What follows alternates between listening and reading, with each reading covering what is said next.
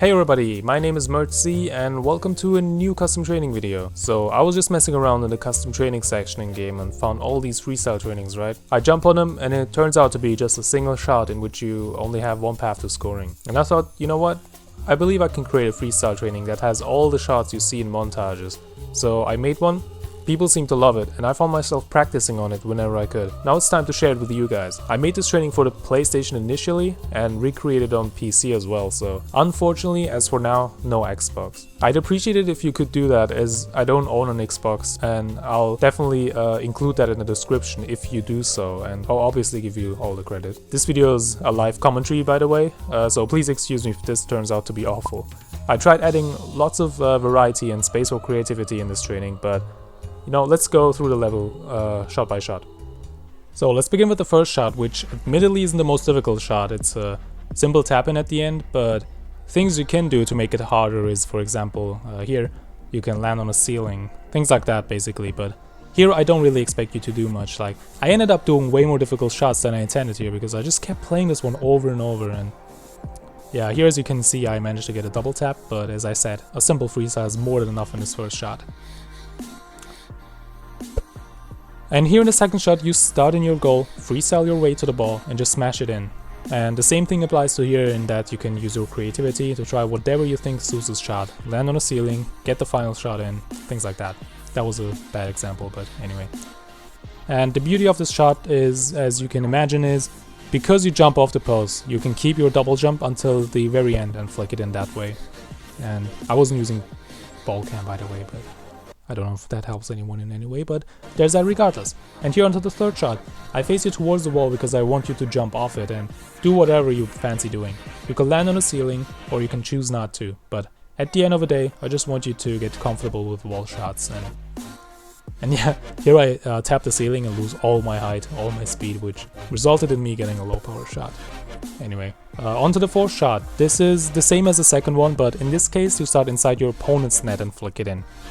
And yeah, here I tried being cheeky. I drove off the crossbar and surprisingly I hit it in my first attempt. So yeah, just use your creativity and think outside the box. This will help you in a big way in the future. I mean, yeah, you gotta think different in this game nowadays.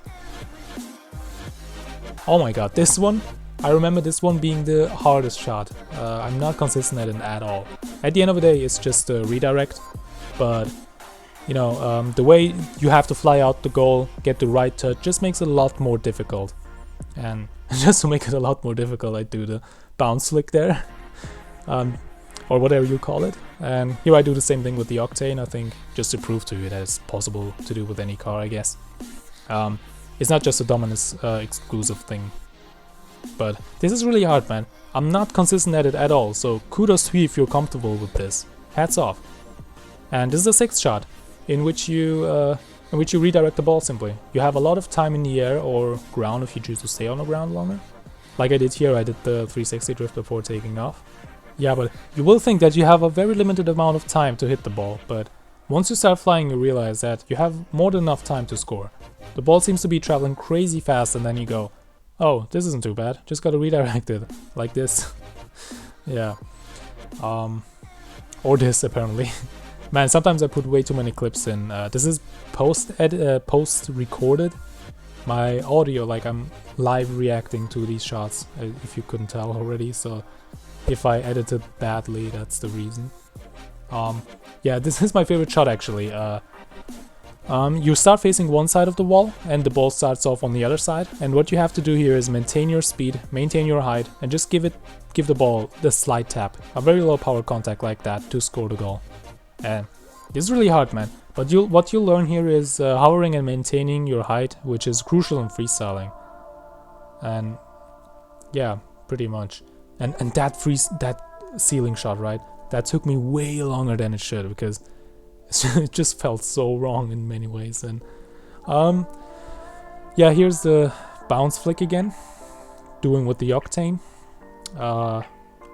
And we have another example. Apparently you can tell this is my favorite shot because I have like a million clips here for this. And here, and yeah, here I do the same exact thing with the Dominus, but oh yeah, to be fair, that looks pretty clean, I think.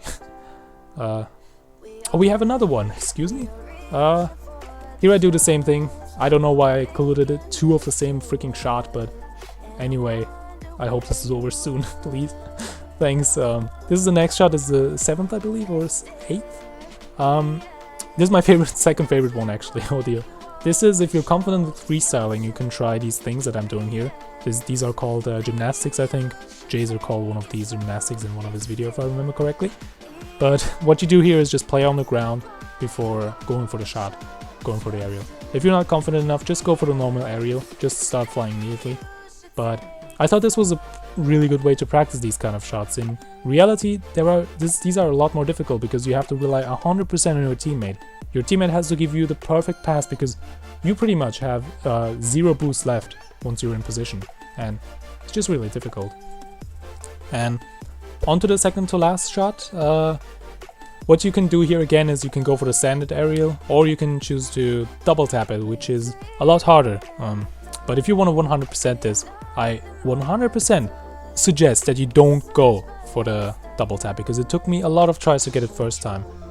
All these you see right here, they are my 4th try, my 5th try.